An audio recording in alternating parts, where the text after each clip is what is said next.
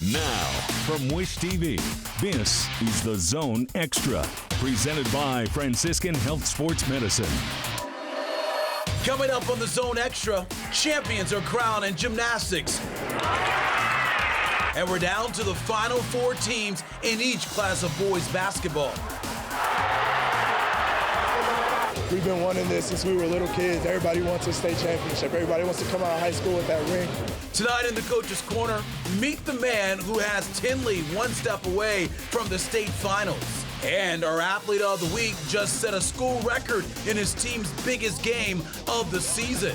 I just started feeling it a little bit, and then at one point it kind of felt like anything I threw up was going to go in. Plus is the debut of our Ask the Commissioner segment with Paul Neidig of the IHSAA. The Garrett Catholic Golden Eagles, our regional champions. Strike a pose. The Zone Extra starts now. Hey, good evening to you, and welcome to the Zone Extra. I'm Anthony Calhoun, everybody. What a week of high school sports action with thrilling boys basketball regional games, as well as the gymnastics state finals. In our Coach's Corner, I am joined by the man whose Tinley Tigers just won a thrilling regional title. Omar Dillard is here tonight in studio. Can't wait to talk to him. Plus, our athlete of the week scores 40 points and hit a program record 10 three-pointers Saturday night. Meet Garrett Catholic Joseph Lobelia. And don't miss our newest Zone Extra feature, Ask the Commissioner, with Paul Neidig from the IHSAA. Now let's take a look at this week in high school sports. It was a top 10 showdown in Class 4A for the Southport Regional title between third-ranked Lawrence North and number 6 Plainfield. The Quakers led by a point at the half. The third was a back-and-forth affair. Lawrence North was up 4, but Plainfield gets a buzzer-beating 3 from Aiden Moyers. It's a 1-point game with a quarter to go, but the Wildcats pushed their lead as high as 6, but Plainfield won't go away. However, it was just too much DJ Hughes, and the senior end, Butler commit, had a game-high 21 points, and Lawrence North wins it 43-39. It's the first regional title for Jack Kiefer's squad. Hit this since 2006, and the senior connection of Shamar Evans and Hughes was key to the victory. Every time I drive, I know I got 2 or 3 guys coming at me. So I see DJ before I drive. I'm already knowing where he at. Really, he just told me. He was just like, hey, you're dunking everything, you're scoring everything, I'm going to feed you the ball. I was like, all right. So he was finding me. He was driving and drawing in the defense. And every time he drew in the defense, he was finding me wide open. DJ got all of his dunks from Shamar penetrating and kicking and hitting. Gunn got a couple of them, but it was mostly Shamar. No, these guys were counted out a long time ago, and they just kept plugging and plugging and plugging, and they said we couldn't shoot. They said we couldn't defend. And, it's one of the finest defending teams I've ever had, and we took their best shot.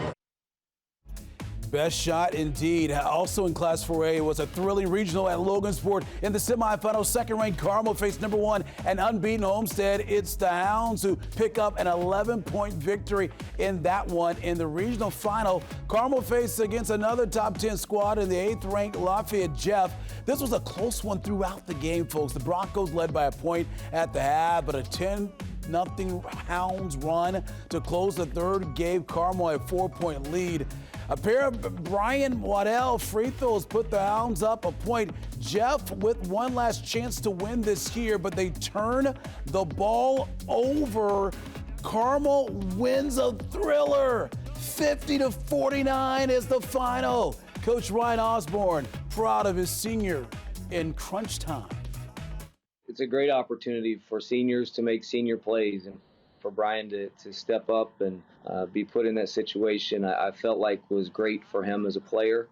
As hard as he's worked through the year and even last year through some injuries, and getting that experience and then being put in that situation with an opportunity to win the game, I think is big for him. All right, so let's take a look at the semi-state matchups in Class 4A on the north side of the bracket. You got Lafayette Jeff there, in Lafayette Jeff, that is. Carmel taking on Gary West side at 3:45. And then at Seymour, here we go. We got Bloomington South getting set to take on Lawrence North. That game is at 4 o'clock. Of course, the winners, they'll be making their way to Bankers Life Fieldhouse in a few weeks to play for a state championship.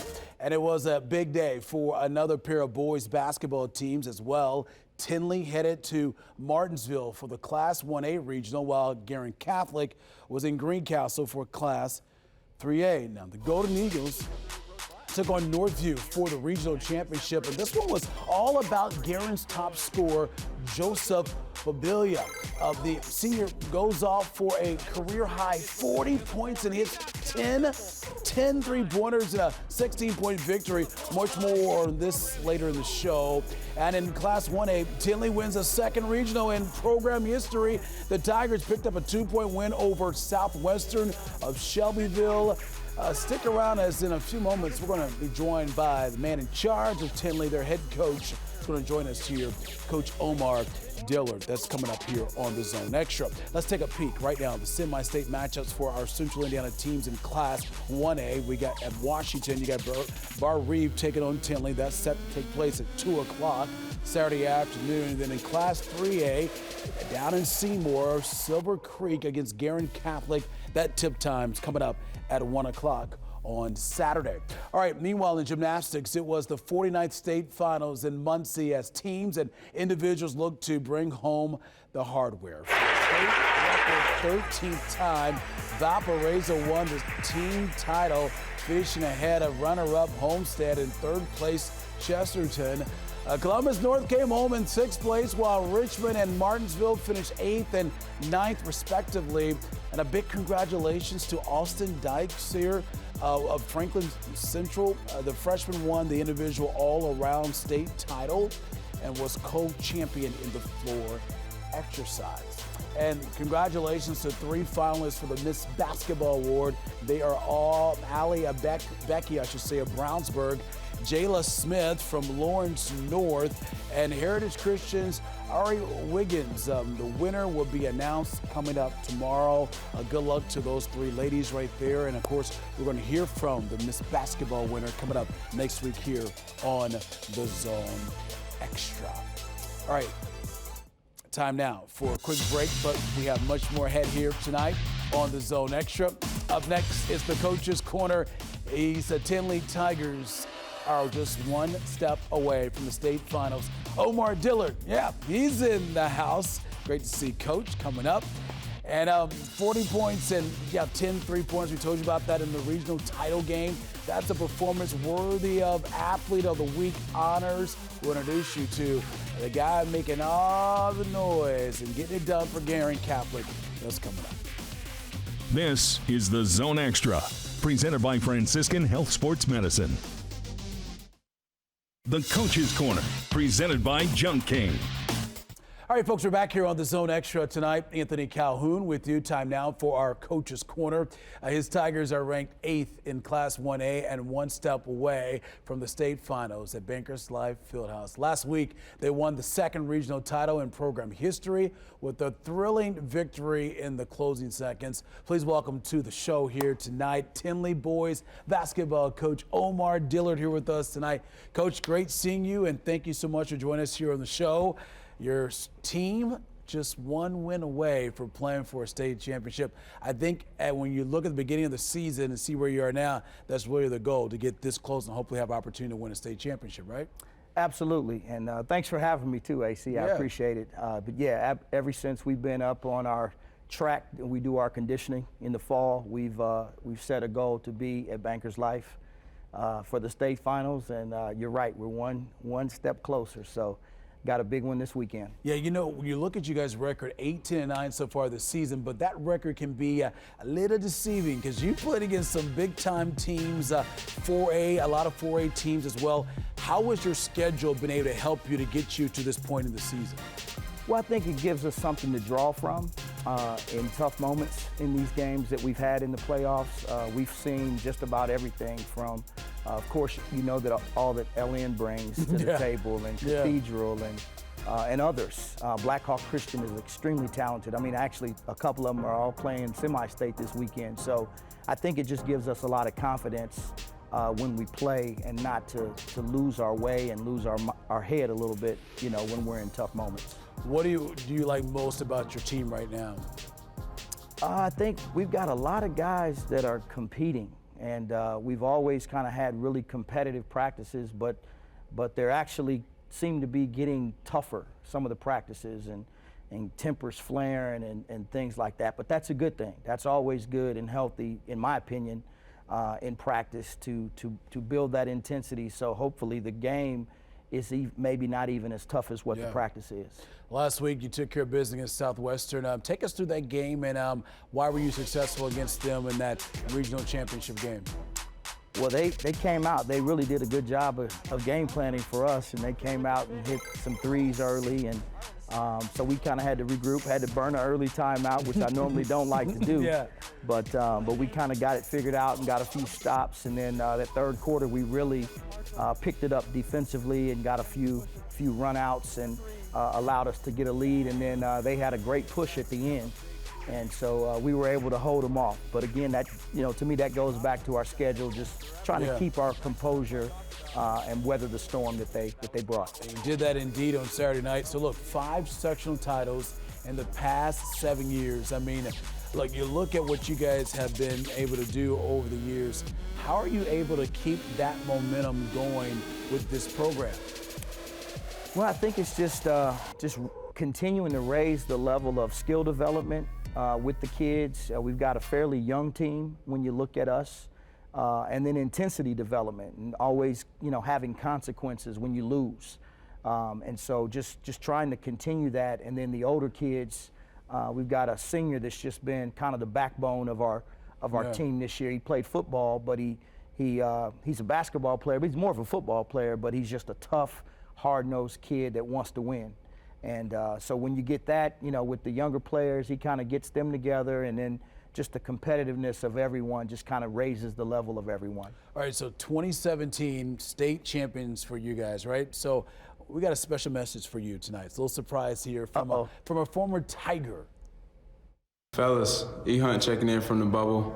I just want to give you guys a huge congrats, and just want to let you know that I'm watching, and I'm extremely proud of you guys, and keep going.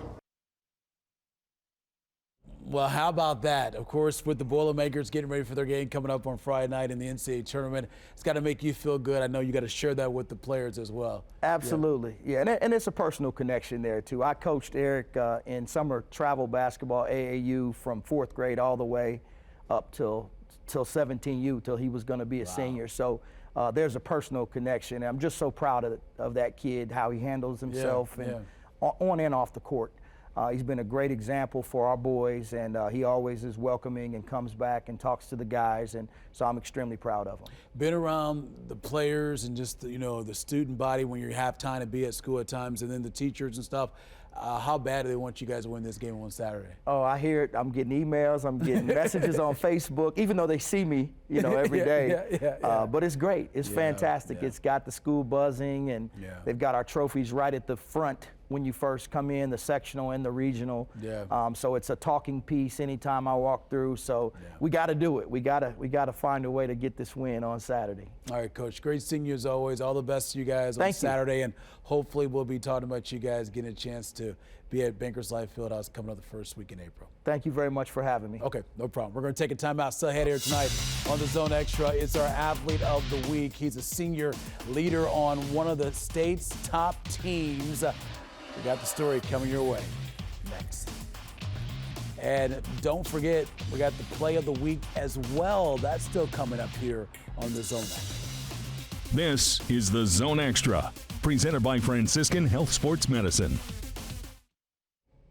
All right, welcome back to the Zone Extra. Anthony Calhoun here with you tonight. In Class 3A, 6th-ranked Guerin Catholic is gearing up for a semi-state showdown with number 2 Silver Creek coming up on Saturday. The Golden Eagles won the Greencastle Regional last weekend thanks in large part to Joseph Bobilia. The senior guard scored a career-high 40 points and set a golden Eagles record with 10 three-pointers in the game. As Guerin Catholic searches for a third boys basketball title, Bobilia says he knew early on he might have a big game, but much of the success was due in part to his teammates on the floor with him. I was confident. I mean, I missed my first three, but then I hit my second one, and I kind of felt like it was going to be a good day. I mean, I didn't know I was going to make that many. I didn't know how many threes or how many points it was until after the game. I mean, I knew it felt like a lot, but yeah, I didn't realize that it was a score record until after the game. My teammates were great this weekend at getting me open shots, even if they were taking the ball to the basket and scoring. So then my guy was having to help off onto them. So it was definitely a team effort this weekend. He's just an incredible young man. We have a lot of young kids. I have a couple little kids. And we have other kids involved with our program that, you know, they look up to Joseph and they idolize him based on how he plays. So he's a guy who leads by example. He deserves everything, all the attention, everything that he's getting right now. And he's in a situation now where he's the team leader and he's doing whatever it takes to get us to that next point. And it took 10 threes the other night to get us to the Final Four. So he's willing to do whatever it takes, obviously. Job well done. Congratulations to Joseph and Guerin Catholic. Time now for a break, but much more still to come here on the Zone Extra, including our Play of the Week. Plus, it's the debut of Ask the Commissioner. How does he feel the IHSAA has been able to deal with the COVID-19 pandemic? The answer is next. This is the Zone Extra, presented by Franciscan Health Sports Medicine. Ask the Commissioner, presented by Loyola University Chicago. All right, welcome back here to Zone Extra. Now it's time for Ask the Commissioner. Each week, we take one of your questions to IHSAA Commissioner Paul Neidig and bring you his answer. So here's this week's question. What has been the most challenging aspect for the IHSAA during the COVID-19 pandemic? And what is the association most proud of so far this year? You know, I think the thing that's been a real challenge is to be able to adjust on the fly. We knew we could get started with our student athletes on July 6th. And once we did that, our school folks figured out what needed to be done. But the biggest thing is there's been no long-term planning this year. We really had to work hard to be flexible, make adjustments on the fly. As we learn things about COVID and about how to operate events in this day and age, we just really had to be real flexible, and that's just been a big challenge. And you know, the other thing that's been just for me I've been real happy about is just the teamwork. You know, we promote education-based athletics and team. And what I've seen across this state has been short of miraculous. And our state's a little different than most. We've turned the light on for these kids back in the fall with football and all of our fall sports, and we've kept it on throughout the winter. And not every state's been able to do that. And Indiana's just a special place. And I think that will go down for me as what I'm most proud about, just giving kids an opportunity to put their uniform on with their community's name on it, their high school's name on it, and represent just like I got to, and most of us watching this newscast got to do that. Good stuff there from the Commissioner, Paul Neidig. Thank you so much, Commissioner, for joining us here tonight. And now, here's how you can submit questions. Send us a tweet using the hashtags and the Zone Extra and Ask the Commish, and your question could be used on a future show, so check us out. Play of the Week, presented by Loyola University Chicago.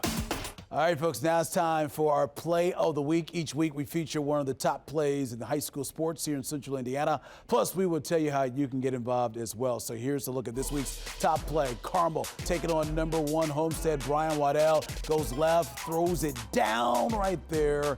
And that is this week's Play of the Week. How about that?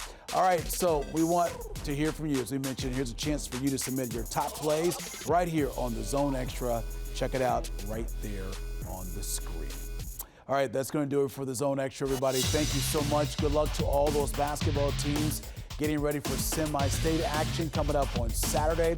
just one win away from playing in Bankers Life Fieldhouse. Thanks for watching, everybody. We'll see you back here next week on Wish TV.